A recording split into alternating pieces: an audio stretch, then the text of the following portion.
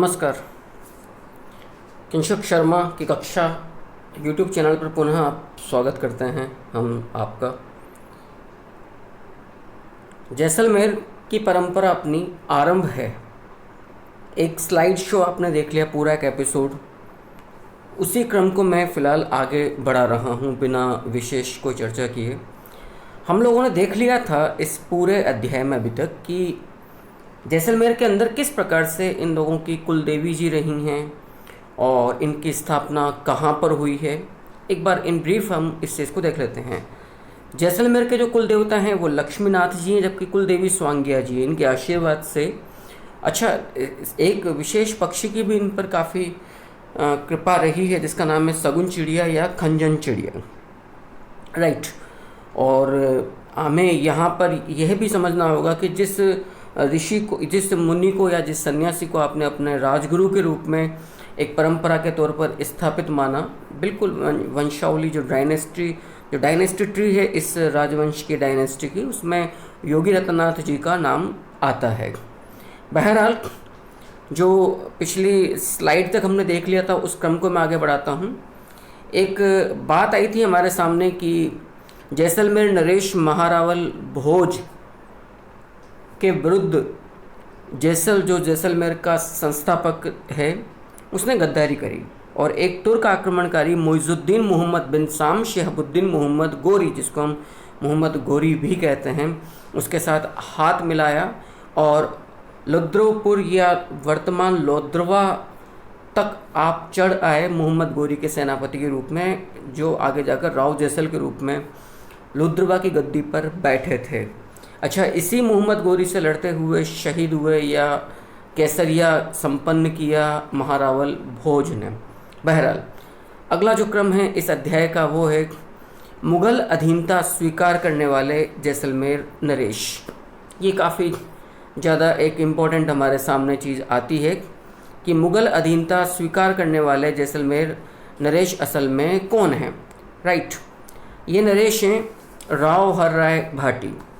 राव हर्राय भाटी के बारे में यदि हम जानेंगे तो राव हर्राय भाटी ने मुग़ल बादशाह अकबर की अधीनता स्वीकार की थी। अच्छा, यह एक छोटा सा एक किस्सा है, आप उसे समझ लीजिए। असल में 1562 में आमेर जो रियासत थी, आमेर के जो राजा थे, राजा भारमल कछवाहा जी मुग़ल अधीनता में आ चुके थे और भारमल कछवाहा के ही सुझाव पर जो जनाब हैं मुग़ल बादशाह अकबर, उन्होंने 3 नवंबर 1570 ईस्वी को, काफ़ी इम्पोर्टेंट है, 3 नवंबर 1570 ईस्वी को नागौर दरबार का आयोजन किया था, राइट। और उसका उद्देश्य यह था कि अकबर को ये सुझाव था भारमल जी का कि हमें यहाँ पर ये देखना है कितने जो राजपूत नरेश है वो यहाँ पर उपस्थित होते हैं, यानी कि मित्रता और शत्रुता के बीच जो एक स्पष्ट पंक्ति है, जो लाइन है, वो इस दरबार में खींच जाएगी। और यह भी हकीकत है, 3 नवंबर 1570 ईस्वी को जो नागौर दरबार का आयोजन हुआ, इसी नागौर दरबार में मुग़लों के साथ सर्वाधिक वैवाहिक संबंध और राजपूत मित्रता भी नागौर दरबार में ही स्थापित हुई थी। तो जो जैसलमेर से जो राजा थे राव हर्राय भाटी, वो 3 नवंबर 1570 ईस्वी को नागौर दरबार में स्वयं उपस्थित होकर मुग़ल अधीनता स्वीकार की थी। तो एक प्रश्न बनता है कि किस मुग़ल बादशाह की अधीनता जैसलमेर ने स्वीकार करी। सबसे पहले तो उत्तर होगा हमारा अकबर। और जिस जैसलमेर नरेश ने ये अधीनता स्वीकार करी उसका नाम था राव हर्राय भाटी, जिसने 3 नवंबर 1570 ईस्वी को, आप देखिएगा, 3 नवंबर 1570 ईस्वी को नागौर दरबार में उपस्थित होकर आपने मुग़ल बादशाह अकबर की अधीनता स्वीकार की थी नागौर दरबार में। इसका आयोजन हुआ था 3 नवंबर 1570 ईस्वी को। और जिस मुग़ल बादशाह ने अधीनता दिलाई या अधीनता में लिया जैसलमेर को, उसका नाम अकबर है। और जिस जैसलमेर नरेश ने वहाँ व्यक्तिगत तौर पर बिल्कुल इंडिविजुअली प्रेजेंट होकर जो अपनी अधीनता स्वीकार करी, उनका नाम है राव हर्राय भाटी। ओके, अच्छा, ये जो अधीनता स्वीकार की गई थी आमेर नरेश भारमल कछवाहा की मध्यस्थता से स्वीकार की गई थी। क्लियर। इस संधि के परिणाम क्या हुए, यहाँ बेहद महत्वपूर्ण प्रश्न आपके सामने आते हैं। यद्यपि जिस रूप में जैसलमेर आप लोग देखते हैं, काफ़ी कुछ आप लोग नया matter content, academic content in slides में आप लोग देख रहे हैं। जो ये संधि हुई थी नवंबर 1570 ईस्वी को, जो अधीनता स्वीकार की गई थी राव हर्राय भाटी के द्वारा, किसकी, अकबर की, उस संधि के परिणाम क्या क्या हुए हमें ये देखना है। सबसे पहली बात कि एक वैवाहिक संबंध स्थापित किया गया। आप स्लाइड में देख भी रहे हैं कि हर्राज भाटी, जिसको हम हर्राय भाटी भी कहते हैं, इसने अपनी पुत्री नाथीबाई का विवाह, आप लोग देखिएगा, पुनः देखिएगा ठीक से, नाथीबाई का विवाह अकबर से किया था। तो पुनः यहाँ पर एक बड़ा ही महत्वपूर्ण प्रश्न आपके सामने आता है। 2-3-4 महिलाएं तो हमने देखी हैं, लेकिन हम जनरली ज़्यादा महिलाएं नहीं देखते हैं इस जब हम राजपूत मुगल संबंधों की बात करते हैं। तो प्रश्न आ सकता है कि जैसलमेर की प्रथम भाटी राजकुमारी जिसका विवाह मुगलों के साथ संपन्न हुआ, तो हमारा आंसर होगा यहाँ पर स्पष्ट तौर पर नाथीबाई। नाथीबाई अकबर की विवाहिता थी, पत्नी थी, और आपके पिता का नाम था राव हर्राज भाटी या राव हर्राय भाटी। अच्छा, ये वैवाहिक संबंध मतलब चर्चा नागौर दरबार में हो गई थी। राव हर्राय भाटी या हर्राज भाटी ने अपनी पुत्री नाथीबाई का विवाह अकबर से किया, और हर्राज भाटी ने अपने पुत्र कुंवर सुल्तान सिंह को, याद रखिएगा, मुगल बादशाह अकबर की सेवा में आगरा दरबार में प्रस्तुत किया। तो ये प्रश्न भी आता है कि राव हर्राय भाटी के एज ए रिप्रेजेंटेटिव या प्रतिनिधि के तौर पर जो मुगलों का जो अकबर का जो आगरा कोर्ट था, आगरा का जो कोर्ट या दरबार था, वहाँ कौन कुंवर या युवराज उपस्थित हुआ। तो यहाँ पर भी हमारा आंसर होगा स्पष्ट तौर पर कुंवर सुल्तान सिंह, राजकुमार सुल्तान सिंह, जो कि हर्राय भाटी के पुत्र थे। अकबर ने, याद रखिएगा, कि कुंवर सुल्तान सिंह को जो परगना जागीर में दिया था वो था फलौदी का परगना, याद रखिएगा। तो ये प्रश्न भी बेहद महत्वपूर्ण आपके सामने कि मुगल बादशाह अकबर की अधीनता में जब जैसलमेर का राजा हर्राय भाटी आ गया, तो उसने किस को प्रतिनिधि बनाकर मुगल दरबार में भेजा, सुल्तान सिंह को, अपने पुत्र को, और सुल्तान सिंह को अकबर की तरफ से जो परगना दिया गया वो था फलौदी का परगना। अब यहाँ बेहद इंपॉर्टेंट बात है, मैं फिर बोल रहा हूँ, तमाम गाइड्स में ये सब चीज़ें आपको नहीं मिलेंगी। काफ़ी रिसर्च और काफ़ी होमवर्क के बाद ये फैक्ट्स आपके सामने प्रस्तुत हैं कि अकबर ने राव हर्राय भाटी को गुरु की उपाधि से सम्मानित किया था। That is very very important fact कि यदि आपके सामने इस तरह का प्रश्न आ जाता है कि अकबर ने गुरु की उपाधि किस राजपूत नरेश को प्रदान की थी या किस रियासत के राजा को प्रदान की थी गुरु की उपाधि, तो याद रखिएगा यहाँ पर उत्तर होगा जैसलमेर नरेश हर्राय भाटी का। बेहद इम्पोर्टेंट फैक्ट है, हर्राय भाटी को यहाँ पर जो टाइटल दिया गया वो टाइटल था गुरु का। मुगल, अब एक बार इन ब्रीफ इस चीज़ को रिवाइज कर लीजिए। राव हर्राय भाटी जैसलमेर का प्रथम राजा था जिसने 3 नवंबर 1570 ईस्वी को नागौर दरबार में अधीनता स्वीकार करी और अपनी पुत्री नाथीबाई का विवाह अकबर के साथ तय किया एवं अपने पुत्र कुंवर सुल्तान सिंह को मुगल बादशाह अकबर की दरबार में आगरा में भेजना तय किया। बदले में कुंवर सुल्तान सिंह को अकबर की तरफ से फलौदी का परगना मिला और अकबर ने इस राव हर्राय भाटी को गुरु की उपाधि से सम्मानित भी किया था। आइएगा आगे देखते हैं इस अध्याय में। एक राजा आता है महारावल भीम, ये काफ़ी महत्वपूर्ण है क्योंकि ये जहांगीर ने इसका, आप समझिएगा, यदि किसी राजपूत नरेश का कोई मुगल बादशाह अपनी आत्मकथा, अपनी ऑटोबायोग्राफी तुझु के जहांगीरी में यदि वर्णन कर रहा है, इट मीन्स कि उसका रुआब, उसका रुतबा काफ़ी उसका विशाल चरित्र और व्यक्तित्व था। महारावल भीम की यदि बात की जाए तो याद रखिएगा जहांगीर ने अपनी आत्मकथा तुजुक ए जहांगीरी में महारावल भीम को बड़े रुतबे वाला व्यक्ति बताया तथा राज राजेश्वर की उपाधि से नवाजा। यहाँ 2 बातें आपको याद रखनी है। गुरु की उपाधि दी गई थी महारावल हर्राय भाटी या हर्राज भाटी को अकबर के द्वारा, और अकबर के पुत्र या अकबर के उत्तराधिकारी जहांगीर ने अपने समकालीन जैसलमेर के राजपूत नरेश महारावल भीम को राज राजेश्वर की उपाधि प्रदान की थी और बड़े रुतबे वाला व्यक्ति बताया था। यद्यपि यहाँ पर एक बात मैं स्पष्ट कर दूँ कि मुगल काल में जिस व्यक्ति को, हुमायूं के काल की बात कर रहा हूँ मैं, हुमायूं शेरशाह काल की, जिस व्यक्ति को संपूर्ण मुगलिया सल्तनत के टक्कर का रुतबे वाला व्यक्ति बताया गया था वो था जोधपुर का राजा राव मालदेव राठौड़, जिसे हशमत वाला बादशाह भी बोला गया है। याद रखिएगा, मैं यहाँ पर मेंशन कर देता हूँ, हशमत वाला बादशाह भी बोला गया। हशमत का मतलब होता है रुतबा, हशमत का मतलब होता है ग्लोरी, यह भी आप लोग समझिएगा। हशमत का मतलब होता है ग्लोरी, हशमत का मतलब होता है रुतबा। तो यहाँ पर जहांगीर ने अपनी आत्मकथा तुझू के जहांगीरी में जिस जैसलमेर के राजा का बड़े रुतबे वाले व्यक्ति के रूप में उल्लेख किया है, उसका नाम हमें प्राप्त होता है महारावल भीम, जिसे राज राजेश्वर की उपाधि भी दी थी। महारावल भीम ने अपनी पुत्री का विवाह जहांगीर से किया था, जबकि महारावल हरराज भाटी या हरराय भाटी ने अपनी पुत्री नाथी बाई का विवाह अकबर के साथ किया था। अच्छा, इसको मल्लिका ए जहाँ की उपाधि दी गई थी, यह भी आप याद रखिएगा। मल्लिका ए जहाँ की जो उपाधि थी वो दी गई थी किसे, वो प्राप्त हुई थी जहांगीर से जिस जैसलमेर की राजकुमारी का विवाह जिसके पिता का नाम हमें महारावल भीम मिलता है, उसे मल्लिका ए जहाँ, इस बात को याद रखिएगा। अच्छा, यहाँ पर एक और महत्वपूर्ण तथ्य आपके सामने आता है। जनरली जब मैं वाइट बोर्ड को जब काम में लेता हूँ तो मैं नोट लगा देता हूँ, लेकिन अब चूंकि यहाँ पर थोड़ा सा ये पॉसिबल नहीं है, लेकिन एक अच्छी बात है कि नोट्स सीक्वेंस में और काफ़ी सिस्टमेटिक वे में आप लोगों के सामने प्रस्तुत हो रहे हैं।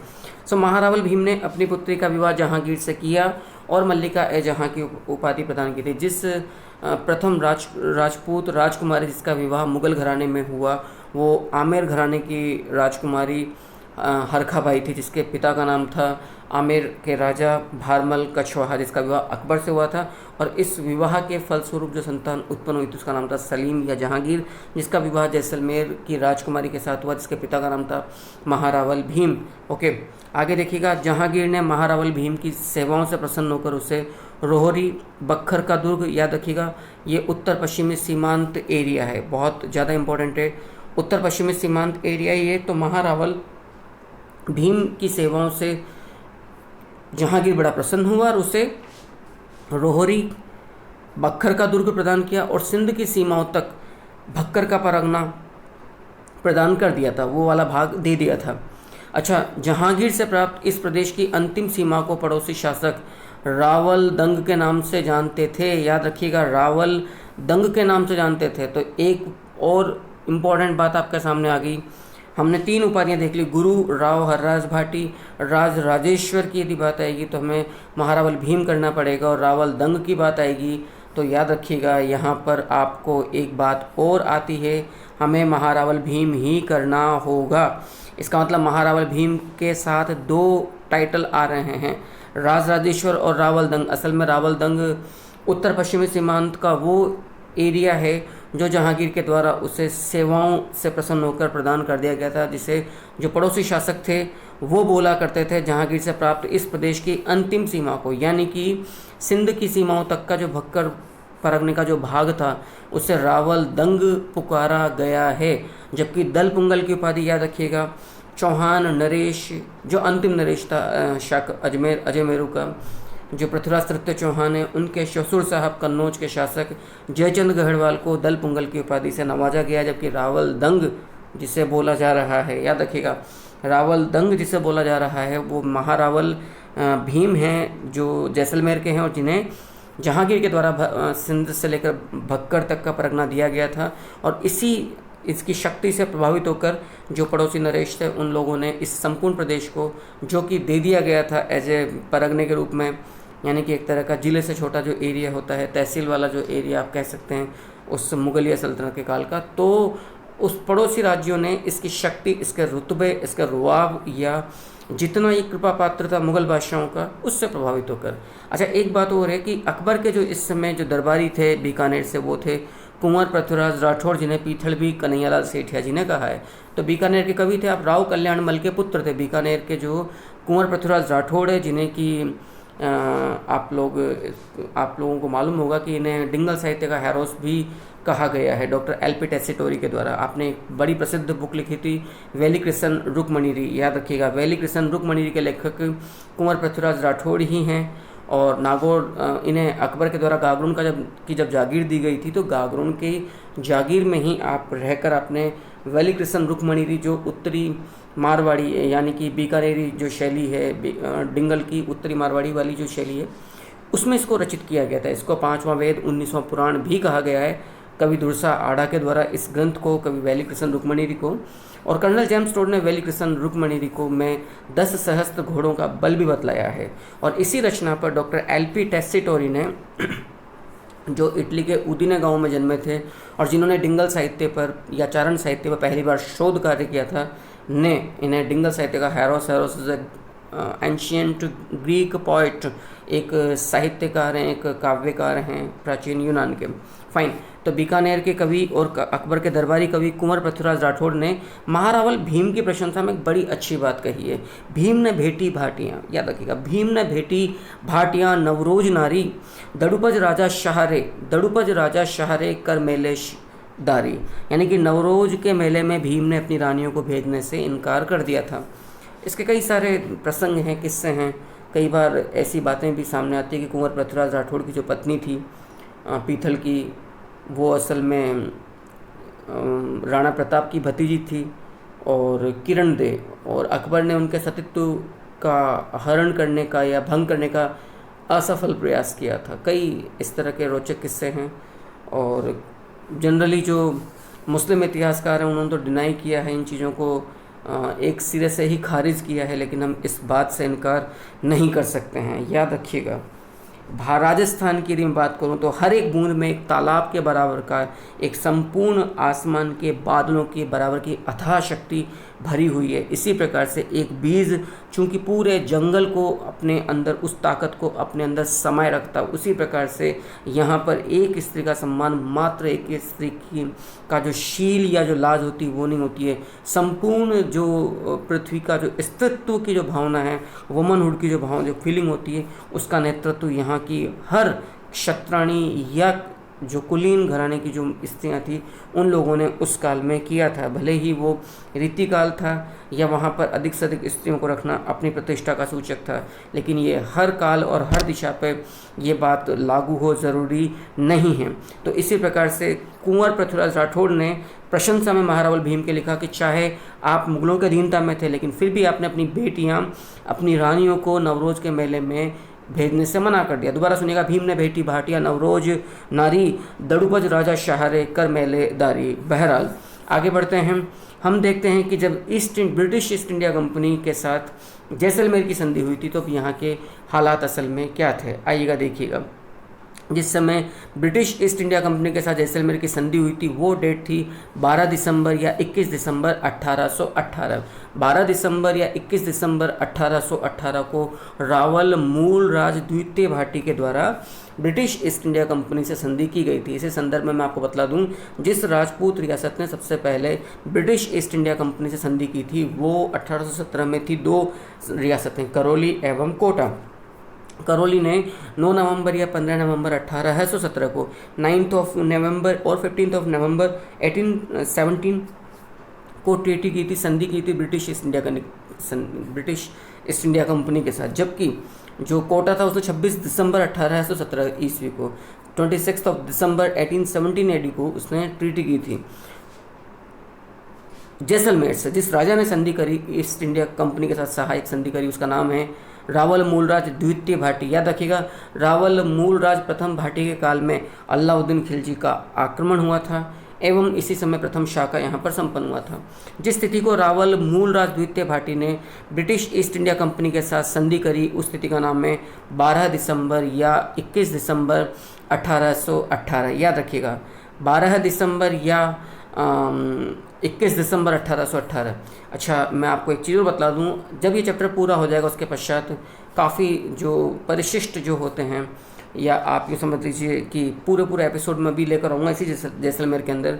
जैसलमेर का तुर्कों के साथ संबंध, जैसलमेर का मुगलों के साथ संबंध, जैसलमेर 57वीं क्रांति में जैसलमेर ईस्ट इंडिया कंपनी के साथ प्रजामंडल, तमाम, ताकि जब आप इन चैप्टर्स को सेपरेट रूप में पढ़ोगे, प्रजामंडल को या 57वीं की क्रांति को या 1818 की की संधियों को या एकीकरण को, तब आपको जब एक एक रियासत में हम इनको सेपरेट पोर्शन के रूप में पढ़ लेंगे, मैं निश्चित तौर पर जब आधुनिक राजस्थान पर आऊँगा तो आपको बिल्कुल भी तकलीफ नहीं होने दूंगा। बशर्त देखना है कि आप कितने लंबे समय तक मेरा और किस शिद्दत के साथ मेरा साथ निभाते चलते हैं। जिस समय 1857 की क्रांति हुई थी उस समय यहाँ के जैसलमेर नरेश का नाम था रावल रणजीत सिंह भाटी। अच्छा, यहाँ पर एक बात आपको और याद रखनी है कि 57 की क्रांति में राजस्थान में अंतिम समय तक लड़ने वाला ब्रिटिश ईस्ट इंडिया कंपनी के साथ, ब्रिटानिया रियासत के साथ लड़ने वाला जो अंतिम योद्धा था उसका नाम था रामचंद्र पांडुरंग अर्थात तात्या टोपे। और तात्या टोपे जैसलमेर को छोड़कर संपूर्ण राजपूताने में घूमा था। आप समझिएगा जैसलमेर के हालात असल में क्या रहे होंगे। यहाँ पर तो कहा भी गया है जैसाणेरा मोरिया, जैसाणेरा मोरिया मगरो सामे मते उड़े। आप समझिएगा कि आप यूँ देख लीजिए जैसलमेर की मरुधरा के मध्य में, जैसलमेर की मरुधरा के मध्य में 40 मील के घेरे में इतनी अनुपजाऊ पथरीली भूमि है जिसे मगरा कहा जाता है, और ये भी कहा जाता है कि मगरा के पक्षी भी पानी के लिए तरसते हैं। तो ऐसी स्थिति में तात्या टोपे को किसी भी प्रकार के यहाँ पर प्राकृतिक संसाधनों या पैसा, धन और मानवीय सहायता की उम्मीद नहीं थी। तो बड़ा महत्वपूर्ण प्रश्न है कि 57 की क्रांति में जो तात्या टोपे था वो जैसलमेर को छोड़कर लगभग सभी रियासतों में घूमा था सहायता की प्राप्ति के लिए। तो जिस समय 57 की क्रांति हुई थी उस समय जैसलमेर के राजा का नाम था रावल रणजीत सिंह भाटी। अच्छा, एक बात और है, 1818 में जिसने संधि की थी उसका नाम था रावल मूलराज द्वितीय भाटी। 12 दिसंबर या 21 दिसंबर 1818 ईस्वी को जैसलमेर उन रियासतों में थी जिसको ईस्ट इंडिया कंपनी ने खिराज चुकाने से मना कर दिया था। कारण आप समझिएगा कितनी विषम परिस्थितियों में इस रियासत ने अपने अस्तित्व को कायम रखा होगा। और यही इनकी सबसे बड़ी जिजीविषा या जीवटता है कि चाहे परिस्थितियाँ विषम हैं लेकिन फिर भी हमने कभी ज़िंदगी में हार नहीं मानी, और उत्तर भड़ की माड़ के रूप में हम हमेशा प्रहरी के रूप में भारत की सीमाओं की रक्षा के लिए सदैव डटे रहे हैं। नतमस्तक है साहब हम जैसे लोग तो कि आज की जो जनरेशन, आपकी आज की जो पीढ़ी है वो क्या सोचती है मुझे नहीं पता, लेकिन मैं सदैव ऋणी रहूँगा मेरी अंतिम सांस इन योद्धा वर्गों के लिए। यदि ये लोग नहीं होते तो यकीन मानिएगा न गाय बचती, न स्त्री बचती, न ब्राह्मण संस्कृति यहाँ पे बचती। संस्कृति का नामो निशान मिट जाता है। इनके इतने कठोर संघर्ष के बाद भी भारत की संस्कृति पे इतना भयंकर कुठाराघात विदेशी आक्रमणकारियों के द्वारा किया गया। सोचिएगा यदि ये सुरक्षा पंक्ति ढहा दी गई होती या नहीं होती तो क्या होता। इसका मतलब ये नहीं है कि बाकी वर्ग ने कुछ नहीं किया, सबका अपना एक विशेष योगदान है भारत के उत्थान या विकास के लिए, लेकिन जिनका जो अहम स्थान है हमें उन्हें नहीं भूलना चाहिए। राइट। तो 57 की क्रांति के दौरान जैसलमेर नरेश थे रावल रणजीत सिंह भाटी। अब हमें ये देखना है कि जिस समय जैसलमेर प्रजामंडल की जिस समय स्थापना हुई उस समय के हालात क्या थे। असल में जैसलमेर के जो अंतिम राजा हैं उनका नाम है, अंतिम नरेश का नाम है महारावल जवाहर सिंह भाटी, जो कि अत्यंत अत्याचारी शासक आप कह सकते हैं। इनका बड़ा दबदबा था।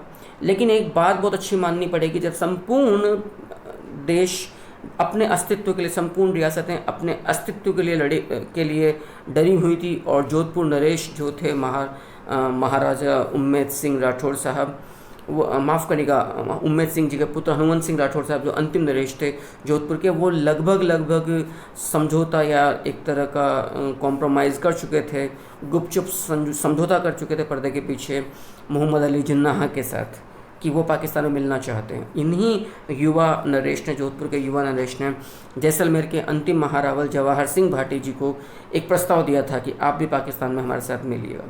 महारावल जवाहर सिंह भाटी ने शांतिपूर्वक बात सुनी और बड़ी शालीनता से उस शामियाने के शुष्क तपती धरा जो धोरे थे उसके शुष्क गरम लू थपेड़ों की जो सनसनाती हुई तपता जो रेगिस्तान था, उस गर्माहट में और गर्मी भरते हुए माहौल को और गर्म करते हुए अपनी ज़ुबान की तीखी धार से साफ कहा महारावल जवाहर सिंह भाटी ने जोधपुर नरेश हनुमंत सिंह राठौड़ को कि महाराजा जी याद रखिएगा, आज आप मिल तो रहे हो, लेकिन यदि कल से कोई हिंदू और मुसलमानों के बीच में यदि कोई सांप्रदायिक विवाद हुआ तो याद रखना मेरी तलवार और मेरा पक्ष हमेशा और हमेशा हिंदुओं के ही साथ उठेगा। सोच कर रखिएगा। मैं जानता हूँ कि एक तरफ जोधपुर है मेरे और एक तरफ पाकिस्तान है। लेकिन मैं अपनी रियासत की और रियाया की स्थिति दो मगरमच्छों के जबड़े में फंसने वाले इंसान की नहीं बनाऊंगा।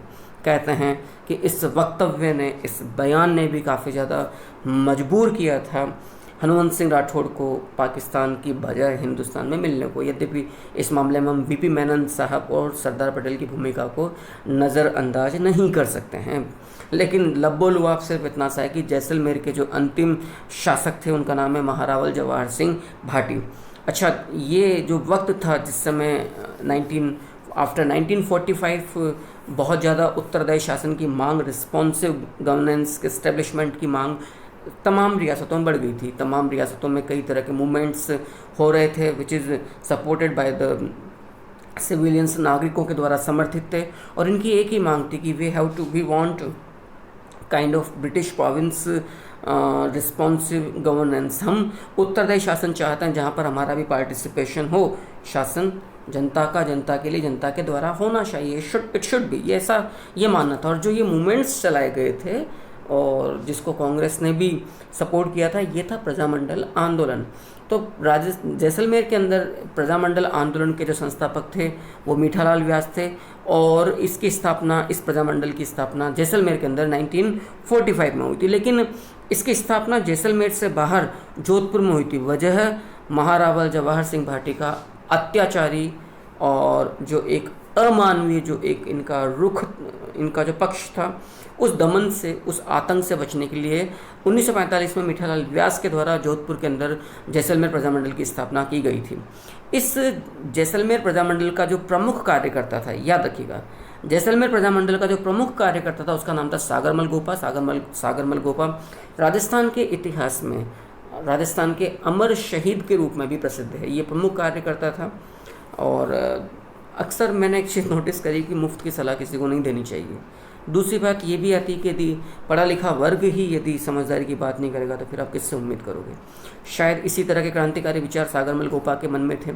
आपने एक 1915 में जैसलमेर के अंदर सर्वहितकारी वाचनालय की स्थापना की थी, और आपने एक पुस्तक लिखी थी जैसलमेर में गुंडाराज। अच्छा, जो ये पुस्तक लिखी गई जैसलमेर में गुंडाराज, जैसलमेर में जो गुंडाराज नामक पुस्तक लिखी गई, इस पुस्तक के अंदर आपने महारावल जवाहर सिंह भाटी के अमानवीय शोषणकारी शासन की बदिया उखेड़ के रख दी। इससे पहले आप 1915 ईस्वी में जैसलमेर में सर्वहितकारी वाचनालय की स्थापना कर चुके थे।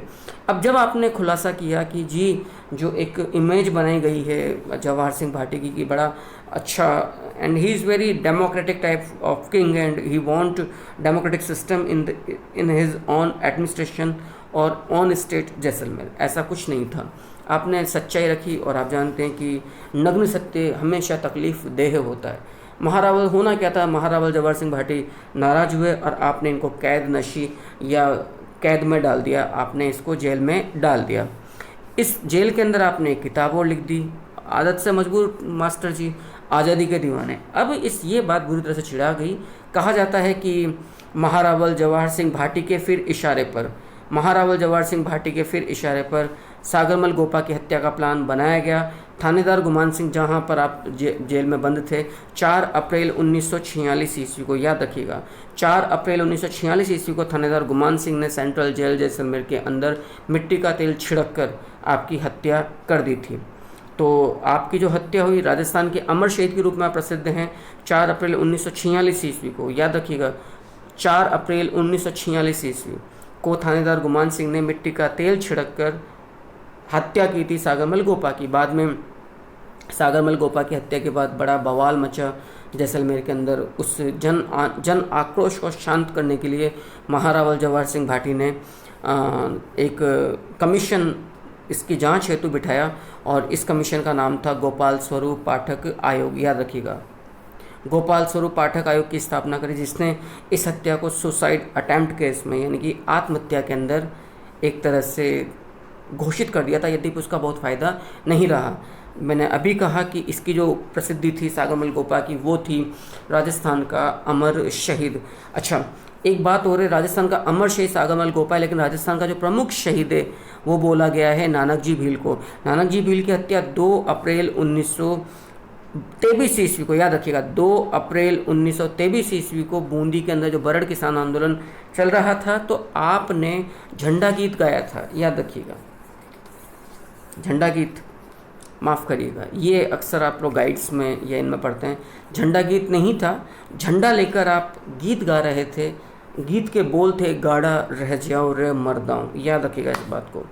कुछ फैक्ट्स बड़े गलत रूप में हिस्ट्री के अंदर इस्टेब्लिश कर दिए जाते हैं, सीमेंटेड कर दिया जाता है, उन्हें कॉन्क्रीट कर दिया जाता है, और आपके मतलब दिलो दिमाग में भी इस कदर बिठा दिया जाता है कि आप उससे परे जाकर सच्चाई से कभी भी आप रूबरू नहीं हो पाते हैं। बहरहाल जो नानक जी भील था उसको राजस्थान का प्रमुख शहीद बोला जाता है। बरड़ किसान आंदोलन में कप्तान इकराम हुसैन की गोली से आपको शहादत मिली थी 2 अप्रैल 1923 ईस्वी को, जबकि 4 अप्रैल 1946 ईस्वी को थानेदार गुमान सिंह ने मिट्टी का तेल छिड़क कर सागरमल गोपा की हत्या की थी। बाद में गोपाल स्वरूप पाठक आयोग गठित किया गया और सागरमल गोपा को राजस्थान का अमर शहीद भी बोला जाता है, याद रखिएगा। राजस्थान का अमर शहीद भी कहा जाता है सागरमल गोपा को।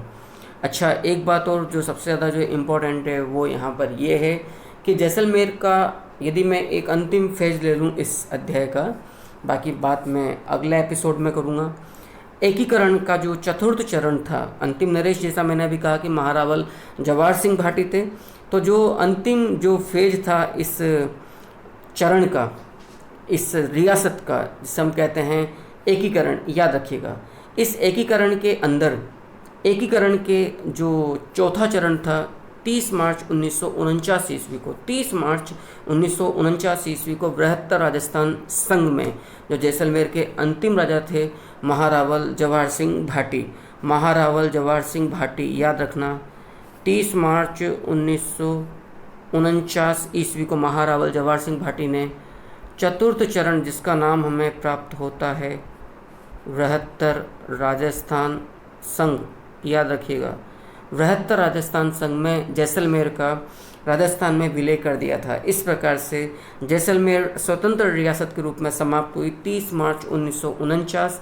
एकीकरण का चतुर्थ चरण, जिसको हम कहते हैं बृहत्तर राजस्थान संघ, और इसी दिन 30 मार्च 1949 को ही राजस्थान दिवस मनाया था, और इस प्रकार से स्वतंत्र रियासत के रूप में जैसलमेर का अस्तित्व समाप्त होता है और वो आधुनिक राजस्थान के विकास में एक अहम भूमिका निभाने के लिए तैयार हो जाती है। अगला एपिसोड इसी सीरीज में मैं इन स्लाइड्स PDF नोट्स के ज़रिए लेकर आऊँ। तब तक के लिए मुझे इजाज़त दीजिए। नमस्कार, वंदे मातरम। अगली जो सीरीज़ मैं लेकर आऊँगा इसी अध्याय में, वो होगा जो जैसलमेर के 3 शाखे, इसको हमने अढ़ाई शाखा कहा है। उसके बाद में मुमल की पूरी कहानी है, उमादे की पूरी कहानी है, तुर्कों के साथ, मुग़लों के साथ इनके संबंध हैं, जैसलमेर दुर्ग की असल में किस्सा क्या है, तमाम चीज़ें भी परिशिष्ट आने बाकी हैं। पुनः मैं आप लोगों से इजाज़त लेता हूँ। शुभ रात्रि। ईश्वर आप लोगों को अच्छा स्वास्थ्य दे और आपको आपकी मंजिल